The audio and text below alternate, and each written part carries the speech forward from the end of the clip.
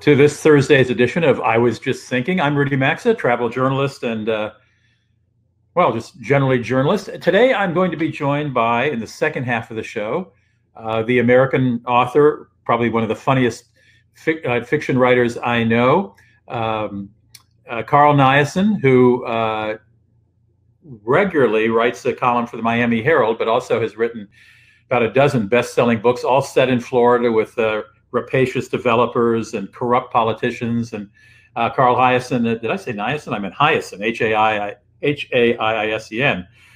Carl is a very, very funny writer. He's also done some best-selling kids' books, one of which became a movie. In the lower right-hand corner of your screen, you'll see my first guest. Her name is Melanie Anderson, and she has gotten up very, very, very early in the morning in Australia to join us to talk about her particular slice of paradise, which is the Sunshine Coast of Australia. She is the CEO of Tourism Noosa, which is a lovely beach village or beach town along the Sunshine Coast and the eastern coast of Australia. But we're going to begin, as we always do, with a glass of wine. And I thought it might be time to revisit a Zinfandel. I think we did a Zinfandel in the beginning of this series a few months ago, but I wanted to try a new one. This Zinfandel is from Sonoma. This one's from Napa Valley. And you may remember this name from last week. It's the same producer, a couple of guys. Well, it's called Michel-Schlumberger. You can imagine which part of the world Michel is from, France, and Schlumberger was a Swiss guy. They have since sold the company to investors, but they are the founders. They make all kinds of different wines. But let me just say a word about Zinfandel. It's obviously a red wine generally, though there is white Zinfandel. Zinfandel is a grape that originated after a lot of DNA studies and arguing among scientists all over the world. The grape hails from Croatia. In fact, one of the best-known Napa winemakers is a guy named Robert Grgich, G-R-G-I-C-H, and he's Croatian, and he makes some of the premier Zinfandel in Napa and Sonoma. Zinfandel is very popular because it's easy to drink. It's also less expensive than a Cabernet or a Merlot or a Pinot Noir because the Zinfandel grape can be grown in great heat. And the most expensive land in many, well, particularly in Napa and Sonoma, are near water, particularly in Sonoma. And that's very expensive real estate. So people tend to grow their Pinot Noir and Cabernet grapes there because they get a mist at night from the Pacific Ocean. So Zinfandel can be grown on cheaper land, more inland. It produces a lot more grapes than other grape varieties, so that helps make it less expensive. You may have had white Zinfandel as your first Zinfandel. It's easier to drink. It's sweeter. It's looked down on by most serious wine drinkers as being not very interesting or complex. But the truth is, in the United States, where 10% of California wine country is planted with Zinfandel grape, 10 times more white Zinfandel is sold than red Zinfandel. So though you see more red Zinfandel on restaurant wine lists, white does very well as well. So let me see. This is the Michel-Schlumberger of Schlumberger. Their wines are all about between $40 and $50 each. This is 2 years old. It's an 18. I did, usually you see me pour it, but I took it out to give it a little bit of air because it's a big wine. You see the color. It's sort of not quite as dark as a Bordeaux, or a Cabernet Sauvignon, but pretty darn dark. This is a very fruit-forward wine. It's really big. So you can have it with barbecue, anything spicy. You can even have it with spicy Asian food, with a big, strong cheese, perhaps. Great drinking. This needs a couple of years, frankly, I think. I think it's very young tasting and a little too bold, but it's a good wine to put away. And at $40 a bottle, it's not bad. Okay. And you can visit, by the way, this winery will take you on a motorized tour through their, I've not done it, but according to their website, they'll take you on a motorized tour through their vineyard, or they will walk you through their production facilities at their winery. Let's go to Australia. Melanie, welcome to the show. You got to turn your microphone back on, Melanie. Oh, there it is. There we go. Sorry. Thank you for having me. Now, what time is it there in Australia? It's now 5 a.m. It's 5 a.m. and you got up at 4 o'clock, I'm sure. I'm sure. Yep. Right. When it was yeah. It's as you know, 3 o'clock today in New York City. So 2 o'clock where I am in the Midwest, and noon on the Pacific Coast in California. Now, tell us, first of all, Noosa, N-O-O-S-A. You're the CEO of Tourism Noosa. Is Noosa a word that's native to the native population? So we have our Indigenous peoples, which Your are the Aboriginal? people for our region. And Noosa was not as typical as a lot of the other Indigenous names that are around our region. But the Cubby Cubby people were unfortunately moved away from Noosa in the early settlement days and moved inland to our Cherbourg region. So we're only just starting to work with the traditional owners to bring back that traditional element to Noosa. Noosa is more famous for being a beach coastal town, and early settlers here on the water and the river, and then became more and more popular with guests wanting a break back in the olden days, and just grew in its popularity. We do have one of the best surfing points here, so brings a lot of surfers, brings a lot of holidaymakers just wanting to relax or go out for bush hikes into the hinterland. So. Yes, we Americans are familiar with pushing Native people off their original lands, so we understand. I think you do a better job at rectifying that than we have overall.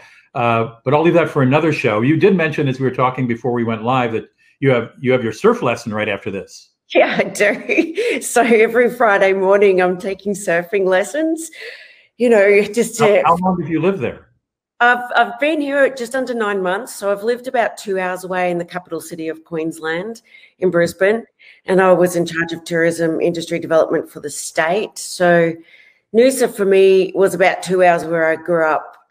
So our family's come here for holidays since I was a child.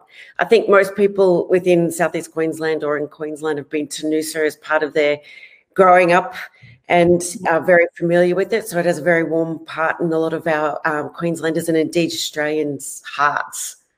Well, I wondered why they need a tourism director. Don't people really just want to come there? You don't have to talk anybody into it, do you?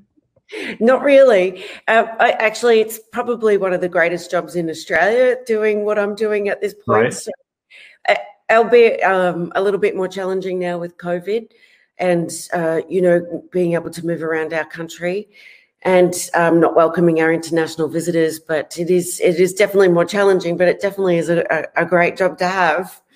Well, first question, wasn't going to get into questions so quickly, but Paul Resnick says, why didn't I have a wine from Australia? And he's absolutely right. I don't know what I was thinking. Exactly. I don't know what I was thinking. I don't know why I was thinking. I got to tell you, normally I plan the wine a few days ahead of time, and I didn't this time.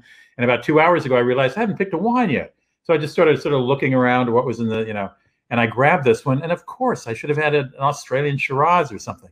I'm sorry. I apologize to the people of Australia. Paul, I'll check with Paul next time on what I should be doing. Okay, so you just basically open the doors and let people in. You don't have to do any work at all. You can surf all day, can't you? Really? Yeah. Are you in competition with other cities along the Sunshine Coast? Oh, we definitely are. I think our value proposition to travellers is really we're only tiny. We've got a cap of accommodation places where we don't have high rises near the beach, so it is just 3-level maximum. A lot of Airbnbs, a lot of resorts, and we can only fit what we can fit. So we have similar problems to other destinations around the world where access is an issue sometimes during peak times. So by that alone, it dictates who comes and how many. We definitely have a lot of day trippers, but 2 hours from the capital city, it's a big day trip. So the weekends are generally full from people wanting to get out of the city. But you're right. I mean, it sells itself. There's no doubt about it. Speaking of people coming and sorry to interrupt, Melanie. Speaking of people coming and going, we know the problem we have as Americans. We're not allowed anywhere, pretty much, except for Croatia and I think Turkey. And but what is going on in Australia? I know that early on, your government forbade travel within the various states of Australia, let alone letting anyone come in from outside. Is that still in effect? It is actually. We've come through our second wave. So whilst the borders opened temporarily, they've been shut again. When it first started, I don't think anyone in Australia really understood how infectious and how devastating the COVID was to no one did. our population. And you know, to some extent, even though the tourism and hospitality industry have been decimated, the premiers of each of the different states of Australia have made good decisions, as it turns out, in shutting the borders and containing hotspots and states. As you probably see from the news, Victoria is going through a bit of a tough time. And whilst it's not on the scale of America, it certainly is something that needs to be controlled. Otherwise, it just gets, you know, bigger and bigger problem. So in the beginning, everyone was screaming that the premiers were shutting the borders. Now they've got 95% popularity for keeping the borders shut to contain the virus and keep economies going within each of the states. But for us in Noosa, most of our visitors at this time of the year, because we're in winter, are from Victoria and New South Wales, almost 45%. So for us, it's a challenge, and we are using that word pivoting to attract the drive market and perhaps other states that don't have lockdown or don't have coronavirus. Do you know how many Americans generally, or what percentage of visitors are American, generally speaking, in pre-COVID times? I do. And before COVID, it was one of our fastest growing markets. Really? We had just decided to do a big campaign in North America and really start the promotion over there. So we'd seen growth in figures up from about 5%. So whilst there were still smaller figures on the scheme of things, we were looking at 8% from the North America regions. So it was just unfortunate that, you know, COVID hit at that time, because it was really an opportunity for us that we saw. Is there any discussion about when international borders might be open? There's no discussion at all. And, you know, to be fair, we were hoping for that trans-Tasman bubble for us, for, you know, New Zealand and Australia, at least to keep that open, because we obviously go skiing and enjoy New Zealand during our winters. They come here for a bit of sun and our beaches. So New Zealand 100 days free a couple of days ago was a really great sign of that potentially being an opportunity. But just recently, as you've probably seen or may have seen in the news, we've just had a small breakout in New Zealand, and there is community transmission. So Auckland's been shut down, and obviously that puts plans on ice for a while, unfortunately. I have to tell you, as Americans, we looked at that news story. 3 people were tested positive in Auckland, and they shut everything down. I mean, that we can't comprehend that in America. You know, 3 people. It's you know, Katie bar the gates. You know what? Right. Comparisons just, it seems ridiculous when we're sitting here talking, but that is the way to contain the virus. No, of course. Quick action, lock it down, control it, and then hopefully, you know, open up again. Well, when you get back to your surfing letter, if you could send an email saying that to Washington, D.C., most of us would appreciate that. I'd like to take the opportunity to send my thoughts and love out to the American people, because we watch from Australia and we see what you're going through, and there's turbulent times there for sure. And you just got to stay strong and keep faith. Let me ask you, as you may know, masks became a political issue here. Real men didn't wear masks. They were tough guys like our president. And then the president realized, oh, we should be wearing masks, but he's not mandating it. I know in certain parts of Asia, I mean, Japan, Thailand, wearing masks is sometimes an everyday thing for a certain amount of the population, yes. Whether because they have a cold or because there's pollution in urban centers. Are masks, I know they're not common in Australia during normal times, but are masks a political issue there, or is everybody wearing them in public? No, not a political issue at this stage. I think people understand that mask wearing is going to become a reality.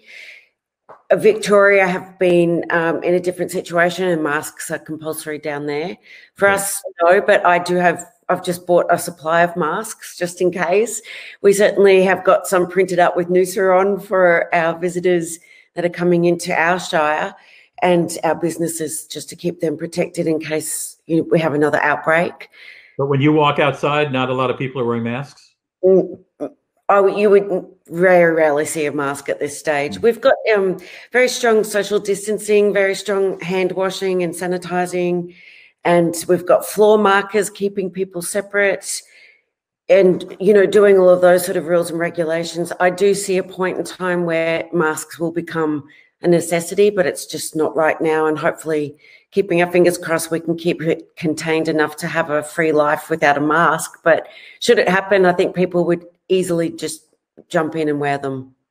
I'm looking up, I'm just on my phone looking up how many people have died in Australia of COVID. Do you know that offhand? I don't in total, but we're up about the 20 mark on a daily basis in Victoria. So I think yesterday was just the slightest downturn in both numbers being tested and in deaths. But we were hitting a 20 or 21, 22 per day for about a week. So everyone in Australia is obviously watching that. It's majority of the older population, but there've been younger people as well. So what's the population of Australia? So that's a great question. I think it's 20-something million. I'm not sure. You have so far 361 deaths, Melanie. 361 deaths in the entire country. We are a country of 300 million, and we've got, you know, we're at 167,000 or something. I mean, yeah, the contrast is so stark.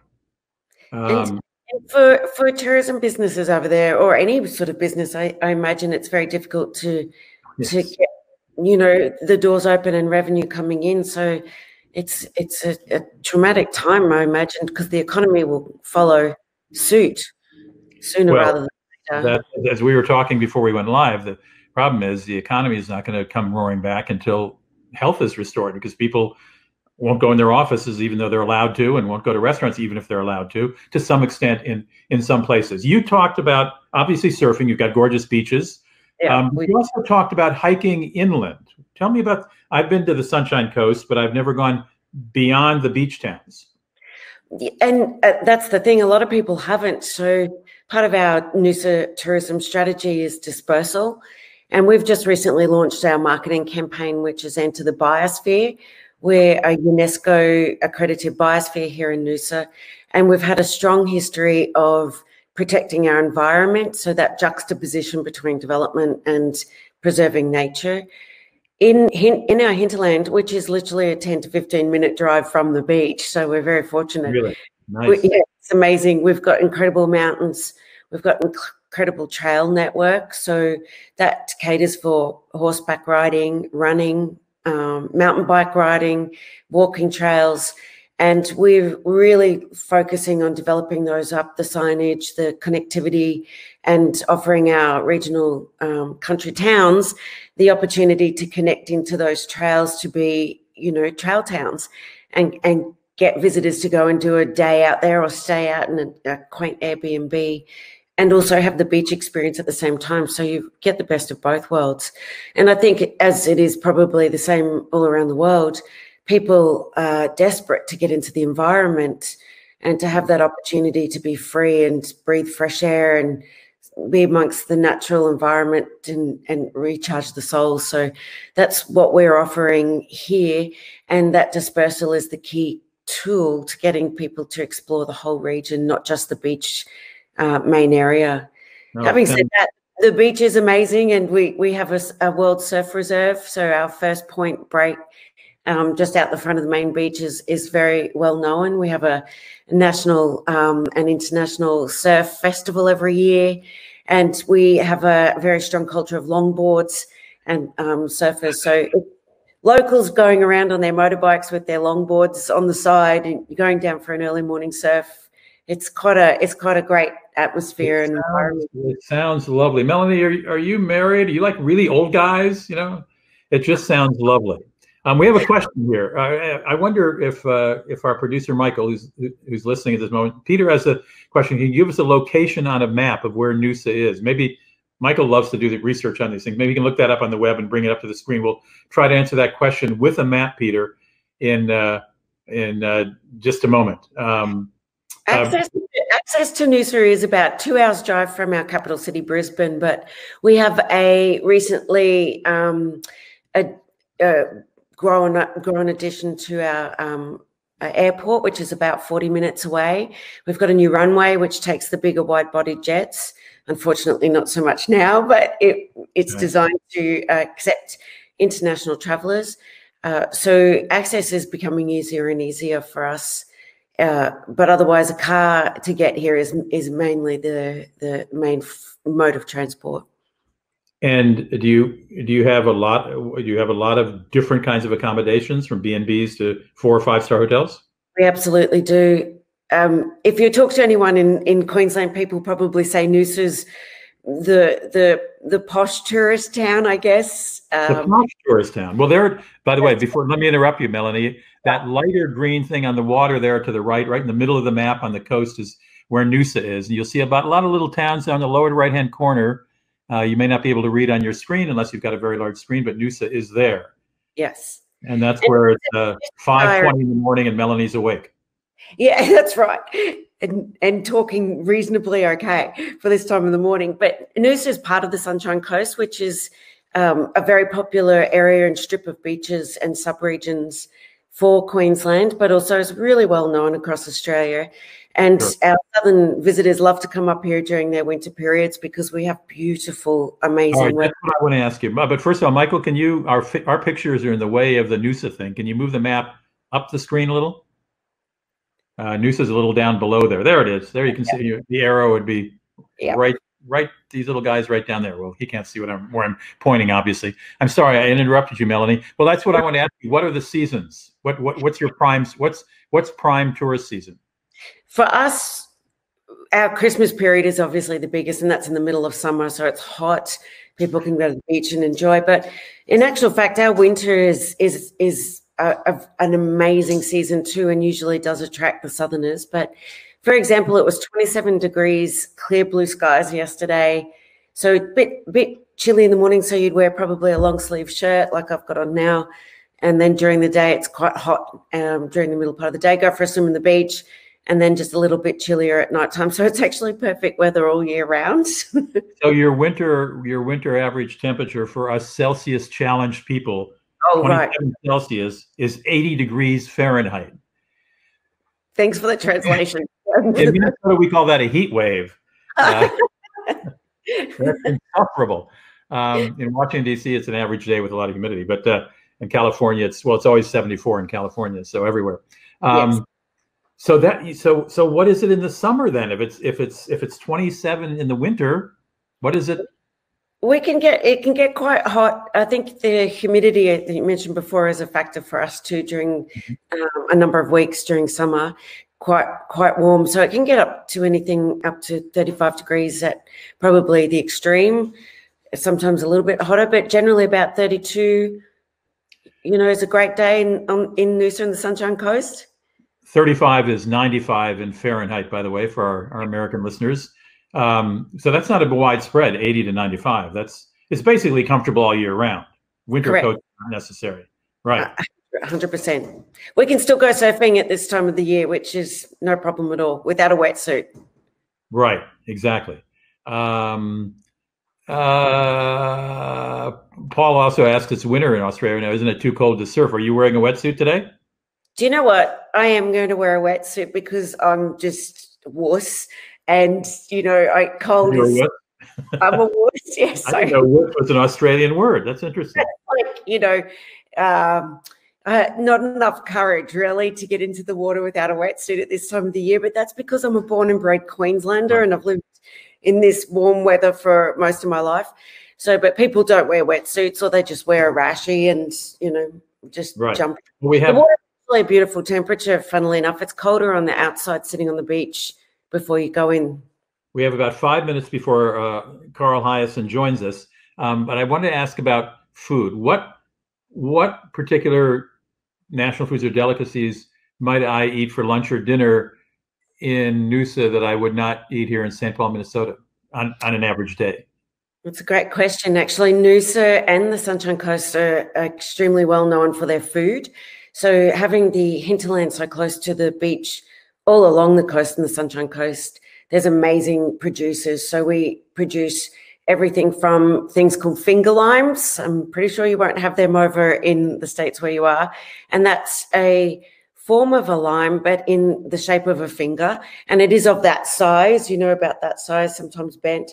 and you snap it open, and it's full of tiny little beads of lime, bursts of juice, like thousands of them. It's incredible. It's an incredible native fruit. And what, you eat it as a fruit, or? You would, to me, I would snap that open, and either, if I'm not putting it in my vodka and soda, I'll be putting it on some freshly shucked oysters, right, and sprinkling the little gems over the oysters and throwing them back. It's the same taste as a lime, but there's thousands of little bursts of lime juice in these. It's a really unique fruit, and it's amazing. So our chefs are renowned chefs in this region. Which is a big deal. It is a big deal. So they'll use that along a lot of different produce.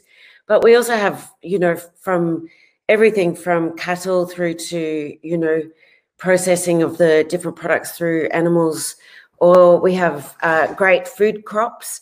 And we're in the tropical fruit area here, being in Queensland, in this sort of environment and temperature, so conducive to growing. We get alligators?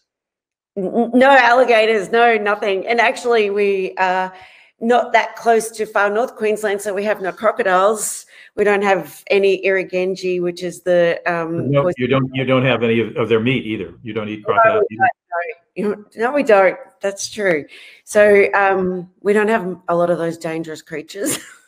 Snakes and spiders, yes, but not those. So so we tend to, the restaurants here tend to really have that clear pathway from the paddock and the producer to the plate.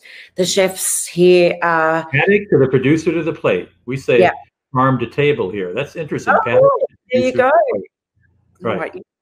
So we have that very strong culture, and indeed 4 of our really amazing restaurants here are owned by the same owner, and they have a farm just outside of Noosa that they produce a lot of the food there themselves. So it's direct from that farm to the plate. So it's a great system and circular economy in that regard, and something that Tourism Noosa is really trying to push is that food tourism aspect, and really give our consumers that ability to do farm gates and to have long lunches out in the country or dine in. All right.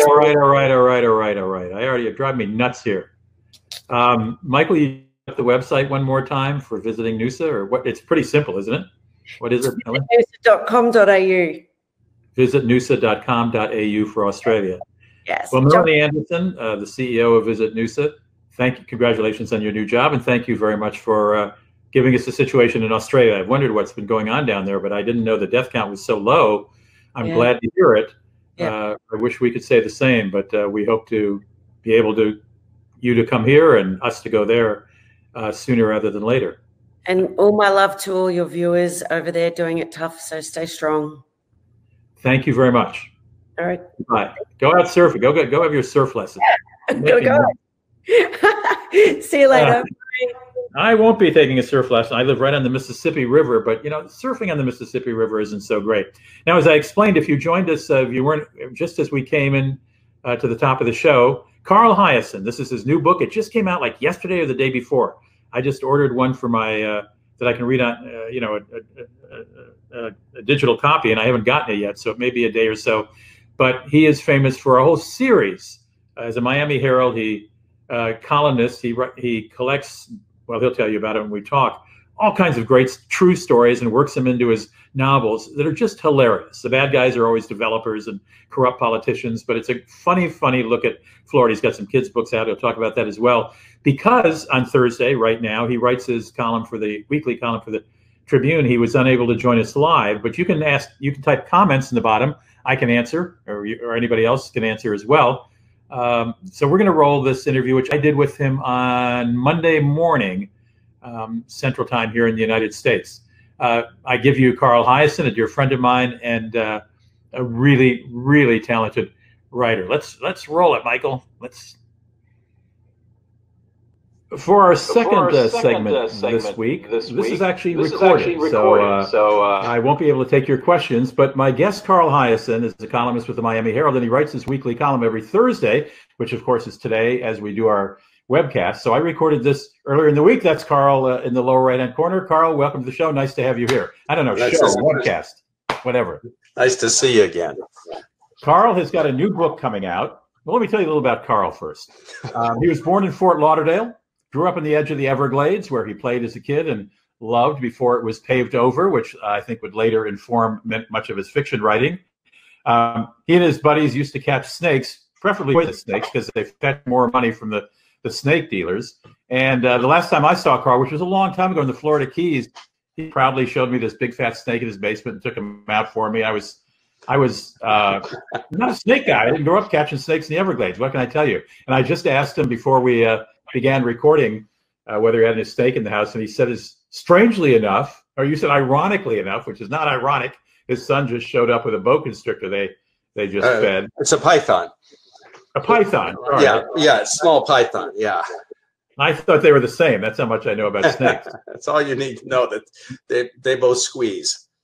Oh, and that is the title of his new book called Squeeze Me, which comes out in about a week or so. Our copies of it, can we order now? We can pre-order on Amazon, can't we? Yeah. Can you see that? Is that all right? Yep, you got it, Carl. Did I do that right? I'm really good at that, as you can tell. You got it. His dad was of strong North Dakota stock, where his grandfather grew up. He was a lawyer. He introduced Carl to a novel called Catch-22, which he learned could have social messaging with humor. And I know a lot of what I'm telling you because there's actually a guy who wrote a book about Carl. It's called Carl Hiaasen, Sunshine State Columnist, by David Guerin. Did I pronounce his name correctly? Yeah, yeah. And I'm indebted to him for some of these factoids. I was interested to see that in junior high school he started his own, not affiliated with the school, satire magazine called More Trash. Yep, there's still some copies around.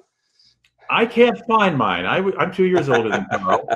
And in junior high, I started a satire magazine called Trash. Really? Yes. So I was just ripping you off. You didn't know what was going on in Tacoma Park, Maryland, I don't think. But you mimeographed yours. I didn't have a mimeograph. I had these. Nobody else in the audience remember. They were these metal things with a gelatinous kind of thing in it, and you would write on this like a carbon paper and put it on the jelly, and it would pick up the ink, and then you would press a piece of paper on it, bring it up, and you could do maybe 10 of those. And then to do the second page, you had to take soap and water and scrub away all the ink and do it again. And I got in enormous trouble for publishing Trash. Teachers didn't like it, strangely enough. The administration didn't, and I know Carl went through the same thing.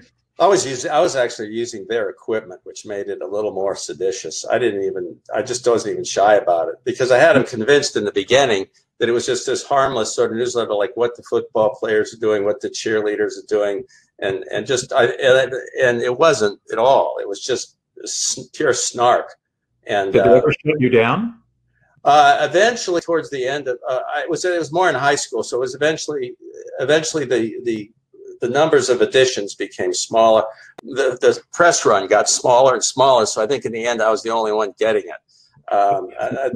They ran out of mimeograph ink and paper suspiciously. Yeah, I was definitely shut down and reprimanded. The cover of the magazine, I'm not much of an artist. I'm not an artist at all. The cover of every issue was this steaming pile of trash. Anyway, so he went on to eventually go to the University of Florida in Gainesville, where he wrote a column for his college paper. Then he was hired by the is it Cocoa, Florida? Cocoa. It was the Cocoa Today, which was the precursor of USA Today. Al Newhart founded it. It was sort of the template for what would become USA Today. It was called Cocoa Today. It was a daily newspaper in Cocoa. I don't forget what the circulation was. It was small. I was there for about 2.5 years before I went to the Herald.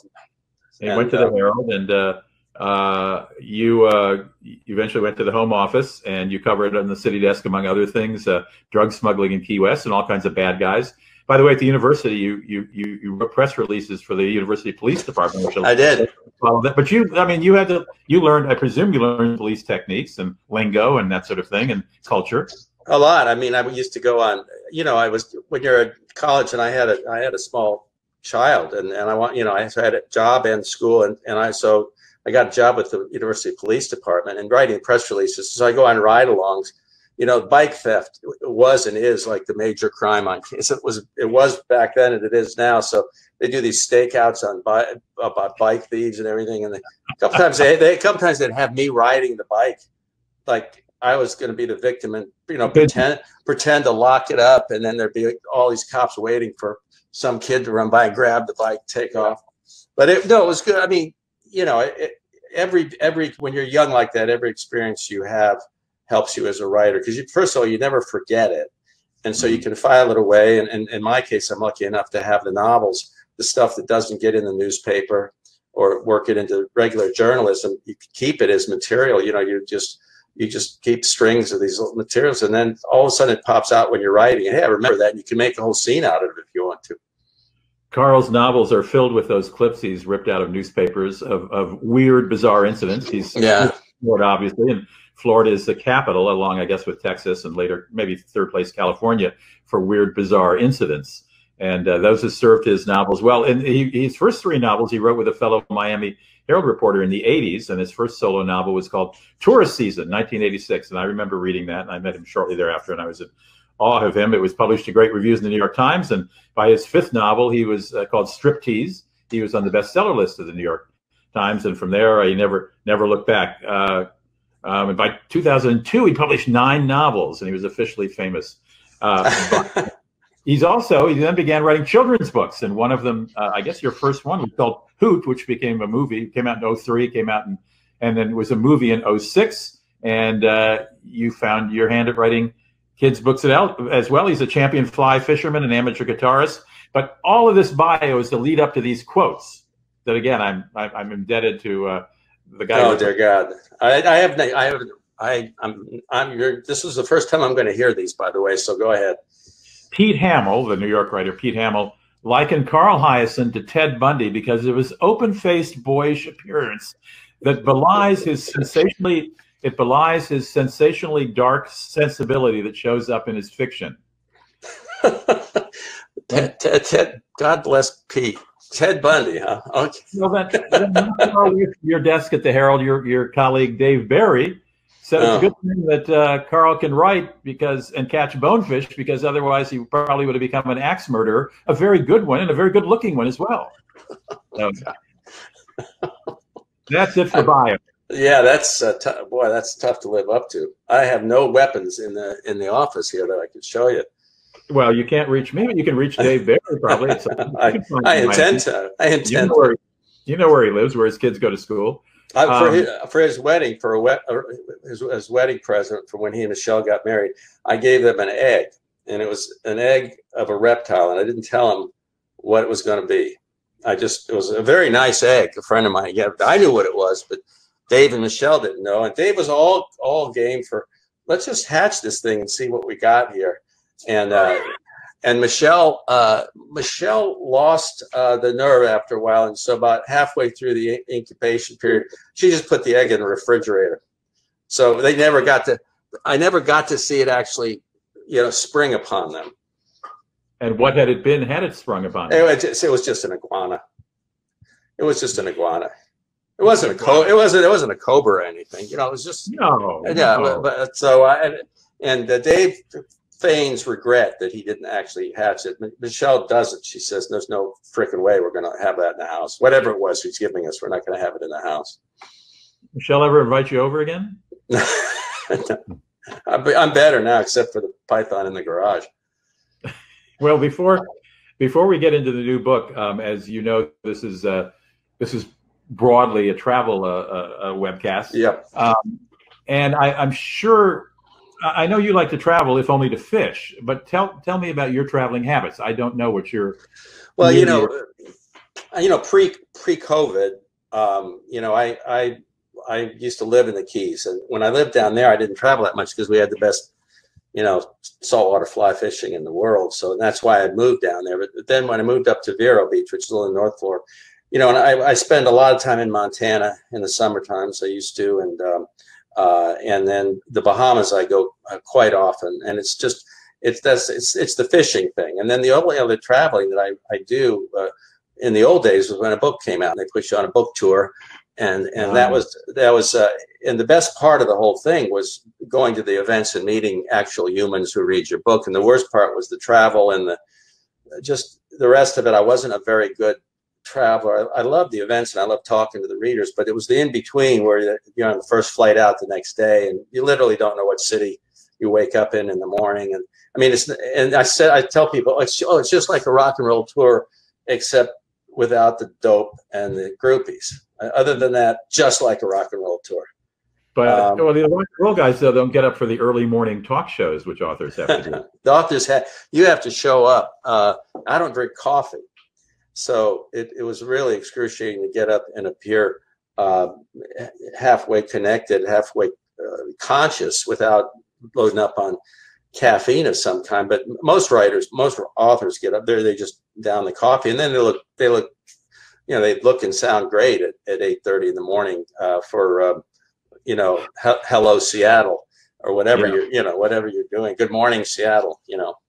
Well, I did a couple book tours and I don't drink coffee either, so I share your pain. Yeah, I mean, so that's the only been, and this is an unintended and not a welcome change, because of the coronavirus, is that nobody's really on tour right now. You can't, it'd be unconscionable to go out and try to fill bookstores, and have people in this environment. You expect you'll do a virtual tour like as we're doing now for? I think they've got some Zoom events. I've got a Zoom event with Grisham, John Grisham, who's nice enough to do it, and Jim Patterson, and John Sanford, who's an old friend of mine, who was one of my first he was one of my first editors at the Herald. His name was John Camp, really, but he worked on the assistant city desk in the Broward Bureau when I joined the Herald in 1976, and he was one of my first editors, and now he's gone on to incredible things as a novelist, as John Sanford. But so I have it. That's a scary book. Yes, I have it. So I have a thing with him, which and they're all connected to various bookstores and groups of bookstores where people can sign in and watch. It'll be weird. I mean, it'll be fun, but it's going to be strange, and you don't have to, you can't autograph the books for people or chat. You can chat a little bit, like one question coming in, but it's going to be strange. But I mean, it's better than nothing. And if it helps the stores, I mean, that's what you're worried about right now, especially the independents, bookstores. Mm-hmm. It's a struggle. Some of them aren't going to make it through this, so that helps them. Just as an aside, can I ask you, where does John Sanford live now? I don't know. I mean, he lived for years in St. Paul, Minnesota. Yeah, where I'm coming from right now. And I was to read his books and think that a Minnesotan came up with these plots. Yeah, I know. And I think he has a place in LA, and I think he might also somewhere in the desert, Arizona or New Mexico, somewhere, because he, in the middle of life, took up golf, which is really disturbing. But it just shows you how twisted his mind is to think that he can handle that. But I think he spends a lot of time still in St. Paul, and then I think he, and he's got kids and grandkids, so I think he kind of moves around. But I'm going to ask him that question, because last time I saw him, I was in Key West at a book festival in Key West, and at that time he was still living mostly in St. Paul. I'm going to ask you to put me in touch with him, if you don't mind, if he's here where I live, and have him on a show just like this. I keep calling this a show. It's a webinar, webcast. I don't know. It sort of feels like it. Well, I mean, TV shows are now webinars. You watch right. All the evening TV shows, and everybody's in their room as we are separate. Okay, so your travel is so it sounds like your travel is primarily around fishing. Yeah, my travel for pleasure is almost 99% around fly fishing. And, right. And the family goes along with this? I mean, they've been a big fan of this for decades? Well, both my sons are excellent fly fishermen. And one of my ex-wives became a good fly fisherman, and my girlfriend's becoming a good fly fisherman. Does that answer the family question as delicately as I can? It sounds like they're marching to the tune, yes. Yeah, and then none of it's mandatory. But you go out to a place like Montana, or you're down in the Florida Keys, and it just, the scenery, the place that you're doing this sport is so beautiful. It almost overwhelms the fishing in a way becomes secondary, because you're standing in this beautiful water, crystal water, and you know, you're seeing stingrays and seagulls and beautiful stuff going on. And, so it's the same in Montana. You're just overwhelmed by the scenery to the point where it's not a hardship vacation if you don't know how to cast a fly rod. It's still pretty special. Right. Do you want to give away your location in Montana, or is that something fly fishing? I fish all over in Montana. I have friends on the Missouri River up north of Helena, and then in the Boulder Valley, you know, and the Big Timber area is good. And I had a house in Livingston for years, right on the Yellowstone. So I mean, it's hard to go find anywhere in Montana that's doesn't take your breath away. I mean, maybe there's a couple, you know, copper mines in Butte that maybe you don't want to put on a postcard, but in general, the state's pretty gorgeous, and there's great fly fishing everywhere.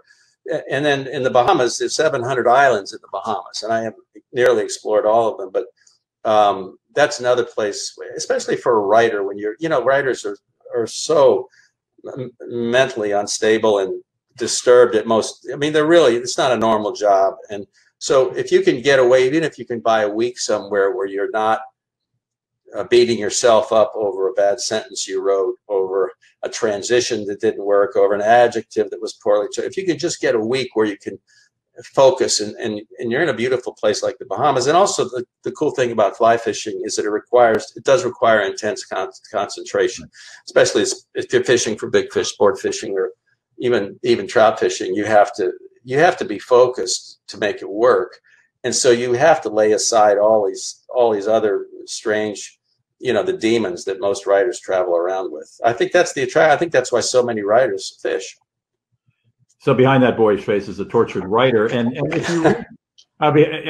if you've never read a Carl Hiaasen novel, let me tell you, it is laugh out loud funny. But there's also there are social messages there as well while you're laughing. And one of the main themes I know from having read probably 4 or 5 of your books, and I haven't read the new book Squeeze Me yet because I don't have a copy yet, but is the development or overdevelopment of Florida. And I gather that must be close to your heart from your days in the Everglades, which I understand where you used to go looking for stuff in the wild is now probably a 4 or 8 lane highway. It is. And then the area that we used to take our bikes and hike. One time my friend and I counted up, this was back in the 80s, we counted up, I think there were 11 shopping malls in about a 10 square mile area that we had to ourselves as kids.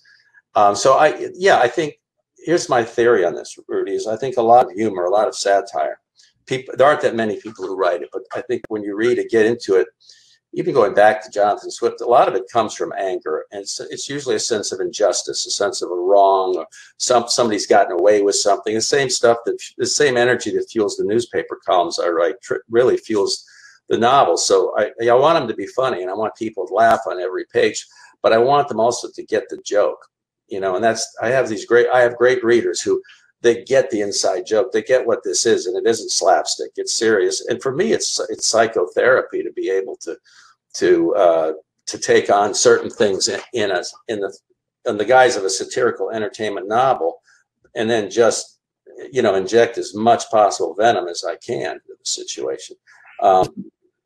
Some of your characters, be they developers or politicians in your novels, as well as in your columns with Miami Herald, come off as buffoons, as crooks, as venal, and all kinds of things. Sound familiar?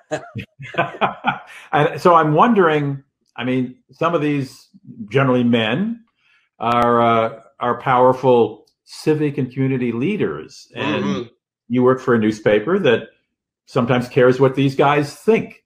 Can you go a whole year without somebody from some other office in the paper going, "Hey, Carl, you know, I mean, come on, if you just sort of, you know, dim it just a..." When I was younger, and I think I started the column, there were a couple times when editors talked to me and said, you know, so and so, and you know what, I will say, they backed me up. All the columns I've written. I mean, no, I pissed people off. I'm sure I still do. I hope I still do. That's your job. But I only had one column spiked, and I don't even want to tell you how many years of, well, I started the column in 1985 and I'm still writing it. So you could do the math. But I only had one column spike, and it was a column. They just busted some air traffic controllers at Miami International Airport for doing cocaine. So I had done an imaginary column about what a guy who was there's a pilot trying to land his plane, and he's the guy in the towers all ganked up, you know. Right. And so it just was an imaginary dialogue that I thought was pretty damn funny. And the executive editor said we can't. This is sensitive. It's drugs. You can't make fun of drugs. Also, there's a lot of pilots and anyway, whatever. That was the only time he prevailed or I relented. And I forget what point he made, but there was, but to me, it was just sort of a funny thing. It was like it was like an SNL skit. You got guys in the tower that are bouncing off and of course it's not funny. You're dealing with human lives and they're trying to land giant aircraft, but it was a Miami story of the 80s. I mean, it was pure, of course they're going to be, they're probably doing lines right off the radar screen. Who knew? But I mean, that was the one column I ever had spiked, and it wasn't. I agreed to do it. It wasn't like I went down with the shit. There were several others that I said, if that doesn't run, I'm out of here, and they ran them, But that doesn't happen anymore. One of the only benefits of the shrinkage of the newspaper business, which you and I both watched happen with heartache, is that the number of bureaucrats in the editing chain has decreased. So that you don't have as many fingers on the copy. You don't have many people weighing in with their billion opinions. They just dying to get a paper out every day. If you could get the column in on time and it's clean and the punctuation is good and the grammars they're so thrilled. You can do, nobody. I don't even know if they look at it anymore. I'm sure they do. I'm sure they do. Now your collection of real life anecdotes drawn from the zeitgeist of Florida. I do a weekly newsletter and I do a thing called I Was Just Thinking at the top of each newsletter. And every week when I write, I go, what am I going to write next week? I really don't have any other thoughts. No problem. Never running. No, some weeks, here's the problem. And it relates somewhat to the new book where there's a character in the new novel who they tell me resembles President Trump because he's a president with a mansion in Palm Beach, whatever, some connection, some thin connection. People will just leap to conclusion. And he's overweight and he's got a bad tan. It's all these little frivolous things. But the truth is that it's so hard to get ahead of the curve. If you write satire, you try to stay ahead of how weird the world really is, and you crank it up a notch and make it weirder. You can't do that now. Almost everything you write as a novelist in Florida eventually comes true. That you're only this step ahead, this far, and so that's been the hardest part about all this. Is just writing something you think that is the sickest thing I've ever written. This is great. And then you pick up the newspaper the next day and there's a headline and something sicker just happened. And so that was the challenge. I think it's going to be the continuing challenge in the age we live in. For people who are trying to write humor, like Dave and myself, people who are trying to write satire, is just how do you take it to the next level where people, you want them to laugh, not cry. You don't want them to cry because it's so close to the truth. You still want to make them laugh. Yeah, but at least Dave draws from everyday things and small things in life and makes them fun. Call Code Restaurant. Oh, I just was reminded I need to call for a dinner reservation tonight. It's a restaurant that's hard to get into. I won't pause this to do it right now, though. Okay, Alexa, stop. Jeez, I forgot about Alexa. Hey, did you want to put in a wine order? I can wait. It's all right. I wanted to call the restaurant. It's very hard to get a table, and I'm supposed to take a very important guy out to dinner tonight. I may have to do this while you're talking. I was saying that Dave draws from everyday stuff, but you draw from. I mean, you really draw from weird stuff. So that's my everyday though. For you to say, right, for you to say that you read about it, I mean, this is a famous New York Post headline is headless man found in topless bar. Yeah. I mean, those are the kind of things you find on an hourly basis in Florida. We had a guy arrested in a Walmart in Florida a couple months ago for having sex with a giant stuffed doll from the Frozen movie, the Disney movie Frozen. There's a plushy thing, isn't it? Yeah, some character, and then the worst part is that when he was finished with that one, he was on another one before they could get rid of him. So it wasn't just a one-time thing. I mean, but that was right in the. It was in the Walmart or Target or something, and I mean. Now, if I wrote that scene in a novel, people would just say that's disgusting, and they'd say that would never happen. You couldn't ever. But that's what happens, and it was. This is the other thing. It's a story this big, in all the on Florida, the gush of Florida news coming out. That's like 3 paragraphs. I remember as a young Washington Post reporter when I do some investigative sex scandal or something that involved at the Post. At those days, you couldn't just do sex scandals; it had to involve public trust or money or whatever. But people would say that's just not true. I go, yeah, it is true. And that was small stuff compared to today. I turn on the 24-hour news television channels now, and that every 2 hours, isn't it? So you go, he didn't really just say that. It's not really Thailand or Yosemite, is it? I mean,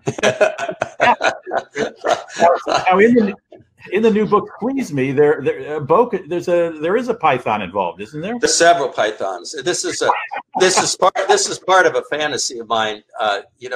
There's Mar-a-Lago is in Palm Beach County, which is just sort of on the eastern edge of the Everglades. And these giant pythons, which we have all over Florida, which are very real, and you can Google them, and they do stories on them all the time. These big Burmese pythons that have proliferated, and they get 18, 20 feet long, and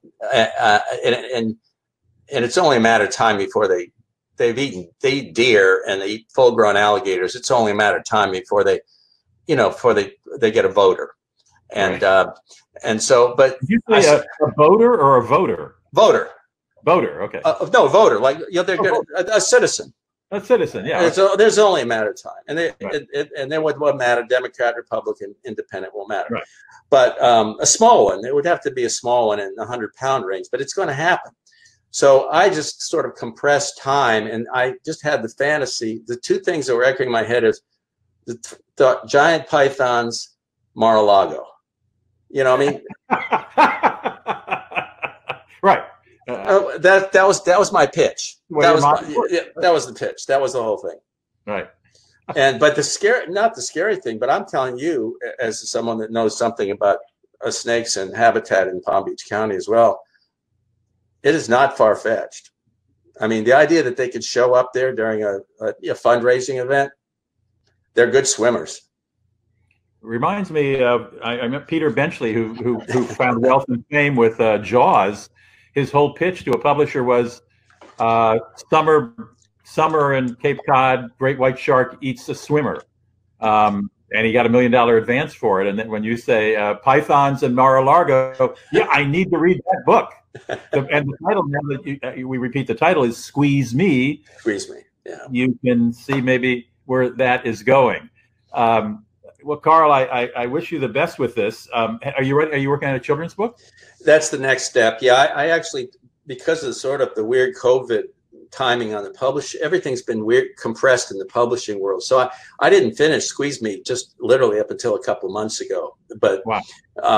So I've been taking a little bit of break, and I'm starting on another kid's book. Yeah, I alternate between the kids now. I get all the toxic stuff out of my system for the grown-up novels. I was just going to say, this is exactly how twisted Carl Hiaasen is. And look at that boy face. My gosh, that little hair, forelock there. I mean, you are exactly as Pete Hamill and Dave Barry described. Well, I really want to thank you for joining us today. Thanks, Rudy. Allowing us to tape it ahead of time for today's webcast. Great success with the new book. Thank you. I'll tell all my friends, as they say. Thank you. Let's be safe. Stay safe out there, and mask up at the restaurant tonight. I do. Carl Hiaasen's new novel is called Squeeze Me. You can pre-order now on Amazon. It'll be out the 24th or 25th of August. Of August. So very, very soon. You don't have to wait long for it. Carl, thank you very much. I want to thank all our who joined us today. We'll do it again next week. Meanwhile, as Carl says, stay safe. And we look forward to seeing you right here next week. Take care. Bye-bye, Carl. Next week. Take care. Bye-bye, Carl. Fabulous to have Carl here with me. Fabulous to have him. I hope you enjoyed the interview. If you have some friends who might enjoy the interview of Carl's, or someone who's thinking about going to Australia someday, this webcast will be posted on YouTube in about 24 hours or so. All you have to do is go look for Rudy Maxa's World and Carl Hiaasen, or Rudy Maxa's World and Carl, and it should pop up. Thanks for stopping by. We'll do it again next week. Meanwhile, you stay safe and enjoy a glass of wine now and then. Bye-bye.